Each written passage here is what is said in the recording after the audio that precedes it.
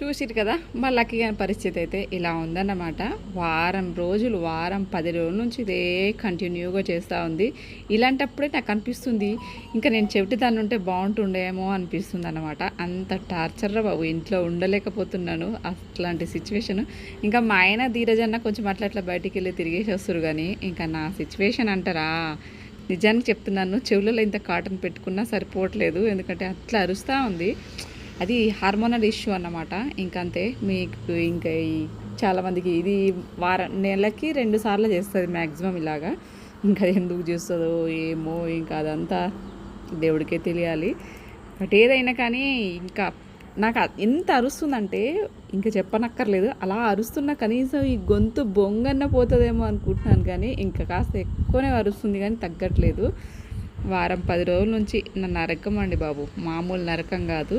ఇంకా నైట్లో అంటే కొంచెం మనం మెడిసిన్స్ యూజ్ చేస్తున్నాం కాబట్టి నైట్లో పర్లేదు, బాగానే పడుకుంటుంది. కానీ ఈ మార్నింగ్ టైంలో లేచిన తర్వాత నుంచి రాత్రి పడుకునే వరకు అయితే అస్సలు ఆ టార్చర్ ఇంకా మాటల్లో చెప్పలేము. అంత విపరీతమైన అరుపులు, ఆ గోల. ఫుడ్ అయితే బాగానే కరెక్ట్గానే తింటుంది. ఫుడ్ అయితే టైం టు టైం ఫుడ్ బాగానే తింటుంది, కానీ తినడమే, అరవడమే, దేని పని దానికే బ్యాలెన్స్ చేస్తుంది అన్నమాట. బట్ ఏమో ఏం చేయాలో కూడా నాకు అస్సలు అర్థం అవ్వట్లేదు. ఎక్కడికైనా పారిపోవాలా అని అనిపించే అంత విపరీతమైన హెడేక్ వస్తుంది నాకైతే. ఏంటో చివరికి ఏమైపోతున్నా నాకే తెలియదు. నేనే మెంటల్ దాన్ని అయిపోయేలా ఉన్నా అన్నమాట. ఇది ఇట్లా కొంచెం స్పెషల్ కిడ్స్కి ఇష్యూస్ అన్నీ, స్పెషల్ కిడ్స్ పిల్లలు పేరెంట్స్ వాళ్ళకి మాత్రమే తెలుస్తుంది ఈ ఇష్యూ, ఈ బాధ. అసలు మాటల్లో చెప్పలేదండి. నాకు ఒక్కదానికే కాదు, నాలాంటి మదర్స్కి చాలామందికి ఇంట్లో ఇదే సిచ్యువేషను. ఇంకా మాకు బయట ప్రపంచంతోనే పనే ఉండదు. మా ఇంట్లో పరిస్థితులు ఎన్నో ఉన్నాక ఇంకా బయట ప్రపంచంతో మాకేముంటాయి చెప్పండి. మా పరిస్థితులే బాగాలేవు. ఇంకా పక్కన ఉన్న గురించి ఆలోచించే టైం ఎక్కడ ఉంటుంది. మేము ఆలోచించుకునే టైమే లేదు. ఆ పిల్లలు హ్యాపీగా ఉంటే చాలు, వాళ్ళు ప్రశాంతంగా ఉండి మేము ప్రశాంతంగా ఉంటే చాలు అనుకుంటాం తప్పితే అస్సలు ఆ ప్రశాంతత కూడా కోల్పోయినప్పుడు అనిపిస్తుంది కదా, ఎందుకోసం బ్రతుకుతున్నాము, ఏంటి జీవితము, మనం ఎటు పోతున్నాము, మన ప్రయాణం ఏంటి, గమ్యం ఏంటిది, అసలు మనం ముందుకు వెళ్తున్నామా, ఏం చేస్తున్నామా, ప్రపంచంలో మన పని ఏంటిది, అసలు ఏది అండి, ఏ థాటే లేదు. అంత విపరీతమైన హెడేక్ ఉంటుంది నాకైతే నిజానికి. ఈరోజు ఈ పూట ఎట్లా గడుస్తుందా అని ఆలోచించుకునే సిచ్యువేషన్ అయిపోయిందన్నమాట. ఇప్పుడు కామ్ అవుతుందా, ఇంకొక సాయంత్రం కామ్ అవుతుందా, నెక్స్ట్ డే కామ్ అవుతుందా అని పూటకు లెక్క పెట్టుకొని ఈ టైంను ఎదురు చూడడం తప్పితే ఇంకా అంతకు మించింది ఏం లేదు.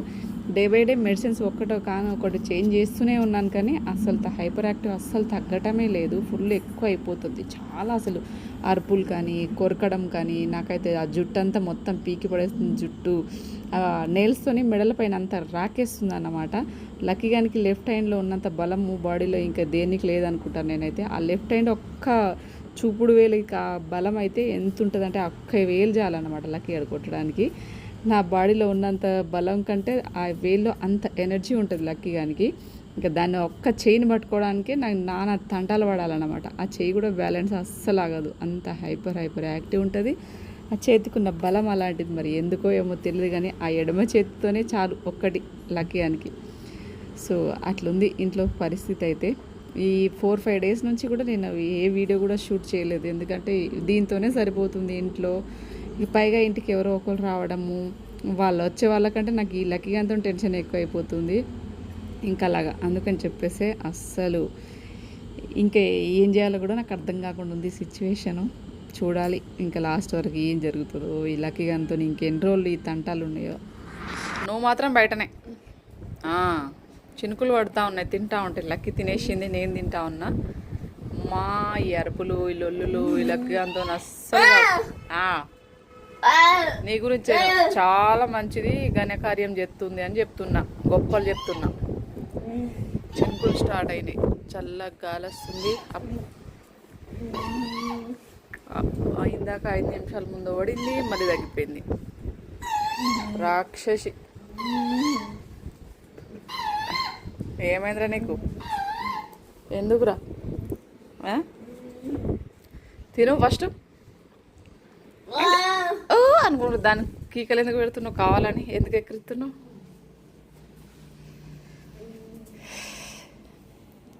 ఏం కూర ధీరజ్?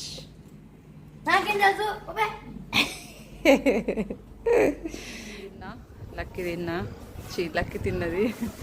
లక్కీ అని మెంటల్ టార్చర్ వల్ల నేను ఏం మాట్లాడుతున్నా నాకే తెలియదు. ఇది లక్కీ అని పరిస్థితి. అమ్మో రాక్షసి బాబు, దానికి ఏం ప్రాబ్లం అవుతుందో ఏమవుతుందో దేవుడికే తెలియాలి. తినేసి ఇదిగో కొంచెం అటు ఇటు వాకింగ్ చేపిస్తా ఉన్నాను. మార్నింగ్ టైంలో, ఈవినింగ్ టైంలో, ఎప్పుడు బయట క్లైమేట్ చల్లగా ఉంటే అప్పుడు తిప్పుతూనే ఉన్నాయి. ఇంకా అమ్మో దీని బాధ కొద్దీ బ్రతుకు మీద ఆశ రోజు రోజుకు చచ్చిపోతుంది తప్ప దేనికోసం బ్రతకాలి అని అన్నట్టయితే అస్సలు లేదు. అంత జీవితం మీద ఆశయం పుడుతుంది. కొన్ని బతుకులు ఎంతే, ఎందుకు బతుకుతున్నామో అర్థం కాదు, ఎవరి కోసం బ్రతుకుతున్నామో అర్థం కాదు, దేనికోసం బతుకుతున్నామో అర్థం కాదు, కానీ బ్రతికిస్తాం. సేమ్ సిచ్యువేషన్ అట్లానే ఉంది. అమ్మా ఎట్లా తెల్లారుతుంది, అసలు నైట్ ఎట్లా గడుస్తుందో, మార్నింగ్ ఎట్లా తెల్లారుతుందో, డే ఎట్లా గడుస్తుందో ఏది అర్థం కాకుండా ఉంది ఈ పిల్ల వల్ల. ఇది దాని పరిస్థితి. ఎంత ఓపిక తెచ్చుకొని చేద్దాం అనుకున్నా కానీ ఎక్కడండి, మనం కూడా మనుషులమే కదా. కొన్నిసార్లు 2-3 సార్లు కొట్టేసినా కూడా కానీ ఏం లాభం, కొట్టినా ఏమని అర్థమైంది. మళ్ళీ బాధపడడం తప్ప. అంటే ఎక్కడ కట్టద్దు, చీకట్లో కొద్దు, సరే కట్టొద్దు. ఆ గోర్లతో రాకేశుడు గీకేశుడు అబ్బా మెడల పైన మొత్తం ఇట్లా గీకేసింది. నెక్కి ఎక్కడ కొట్టదు, మళ్ళీ ఫేస్ పైనే, ఫేసు మెడలు ఇదే. ఇంకా వేరే ప్లేస్లో కొట్టినా ఏం కాదు, కానీ ఎక్కడ కొట్టకూడదు అక్కడే కొడుతుంది. రాక్షసి కనిపించేంత అమాయకురాలు అయితే అస్సలు కానీ కాదు. షాడిస్ట్ లక్కీ గాడు. చాలు, నీ ముద్దులకేం తక్కువ లేదు. వద్దు నీ ముద్దులు వద్దు, నువ్వు బుద్ధుడు నాకు వద్దు. అందరూ తెలుసులే నీ గురించి తెలిసిపోయింది. అంత అమాయకురాలు ఉన్నట్టు. ఏంటిది అన్నాడు, పడుకుందాంపా. ఏమైంది, ఏమనిపిస్తుంది నీకు చెప్పు, ఏమనిపిస్తుంది చెప్పు. ముఖమంతా కళ్ళు ఇట్లా పీక్కోపోయింది, కళ్ళు ఇట్లా వెళ్ళి ముఖమంతా. సరే నీ గురించే చెప్తున్నా. లక్కీ బాగా వీక్ అయిపోయింది. లక్కీ అస్సలు బాగాలేదు. ఇక ముఖం ఇంట్లో మొత్తం ఇట్లా అయిపోయింది, పీక్కోపోయింది. దానికి కూడా అమ్మా